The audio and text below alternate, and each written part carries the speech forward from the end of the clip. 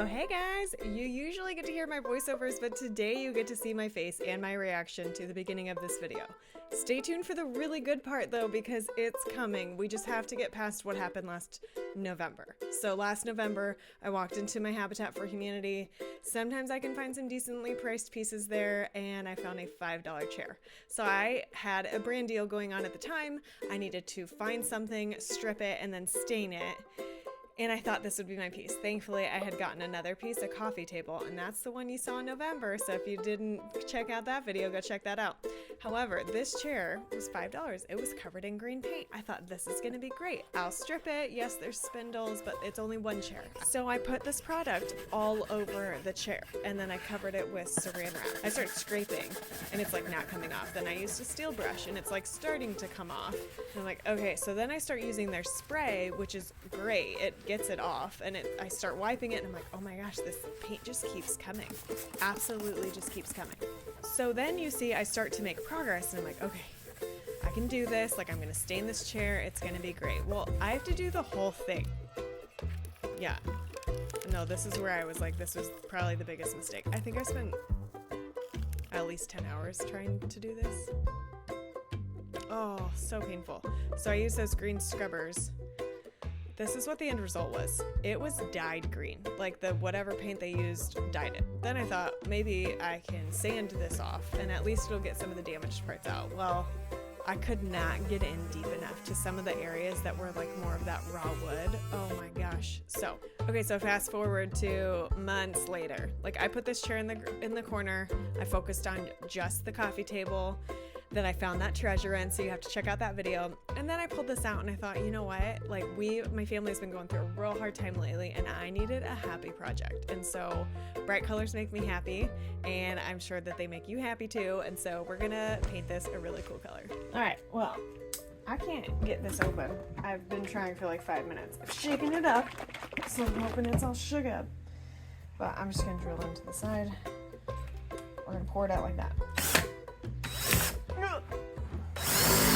Don't try this at home. You'll probably drill into your hand. Yeah. All right, now we're gonna pour it into I mixed this probably 2 years ago with leftover paints to make this like really bright color. I call it a bright mint. We're gonna match it with a Latin floral transfer to show how easy it is to just create an accent chair. All right, the next color I'm going to mix in is, there we go, cucumber ice. I have some of this left over, like little staple paints and stuff, and I need to lighten this up just a tad. And I need more paint, so I'm gonna mix that in and add a little bit of distilled water so that it can run flawlessly through my Wagner. Okay, just wanna show you how it should run, because I know a lot of you are nervous to put paint in guns, however. It should run like this, or you could even have it a little bit thicker than this. Just make sure that it's smooth and that it's not like glopping down the stir stick. Double check your spout, make sure it's facing the way that you want for spraying, and you are ready with your fine sprayer. All right, this is the transfer that we're going to be using after we finish it and seal it. Use our Wagner. You pop this in here. Twist it. This is your adjustment for how fast you want it coming out. This is your air adjustment for how powerful you want it. So we're going to make sure everything is tightened down before you begin. Ready to go.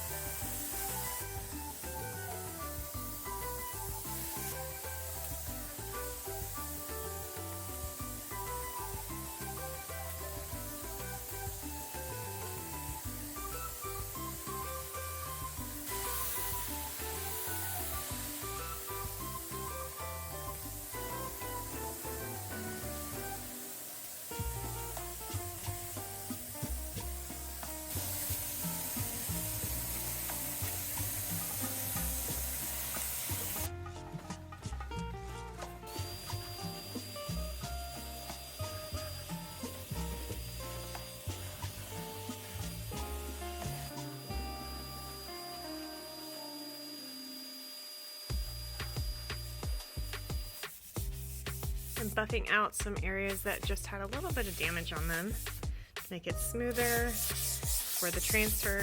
I'm going to wipe this all off.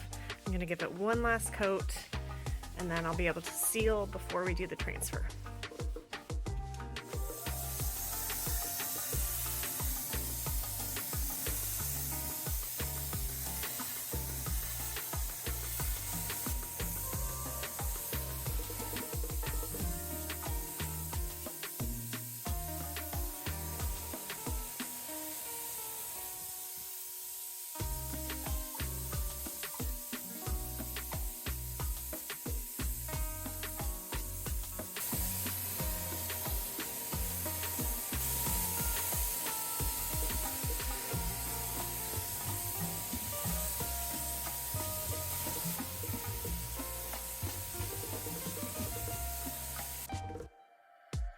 These are the transfers that we're going to be using. This is Bells and Whistles by Dixie Belle. This is what it looks like. So there's like 4 of these. So we need this half to go in the middle. So we just measured halfway across. We marked it. I just pushed it down with a pen so I can barely see. And then we're cutting off the top of this so that we have less in our way. I want it to lay right here with my midmarks. I learned really quickly, and you'll be able to see later in this, that you should cut up your transfer to make sure that you're not doing a massive area. I started out doing a massive area, and that was a mistake. If your transfer can be cut, which mine could, I could cut individual flowers off in some areas, then it would be recommended to do that. To do a full surface area, unless your surface is completely flat, it starts to bend, and the seat was not flat to begin with, and so it made the front just a little bit crooked, but we're gonna roll with it because this chair just makes me happy in general. Now, I haven't done this in years, and so you are learning with me as I relearn and teach myself and teach my friend Kristen, who came over to help me. It's always better with more hands, but had we done this in smaller sections, and once we got our flow, once we figured out that my wood was scraping better than the putty scrapers and she started lifting, we got in a great rhythm and was able to do the rest of the chair with no issue.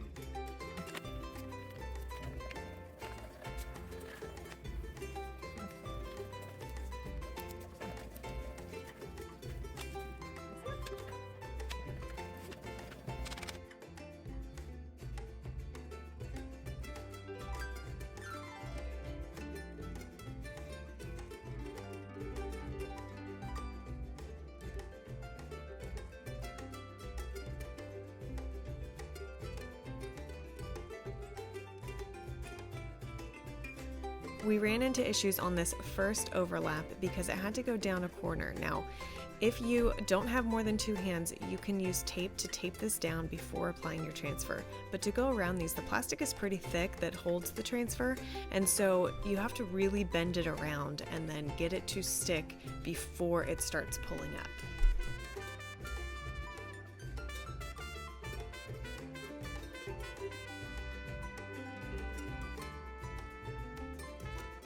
At this point in the process, we had already figured out that doing one small section at a time was a lot easier than taking off the entire backing and trying to secure all that down just in case certain parts stuck.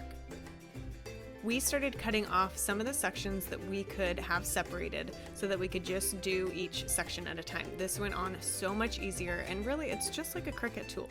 So you can use a Cricut spreader, whatever you want, but basically you're just pushing in to make sure that that transfer is completely on your surface before you pull that paper back up.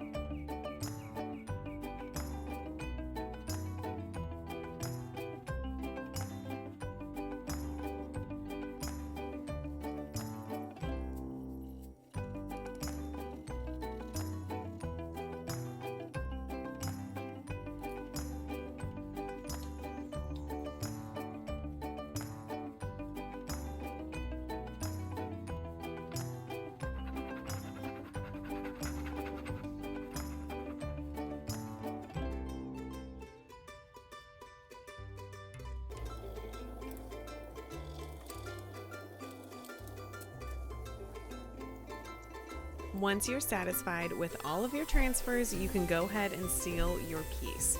I use that same satin Dixie Belle extra coat top coat. For this, it acts just like polyacrylic does, so I gave it 2 light coats.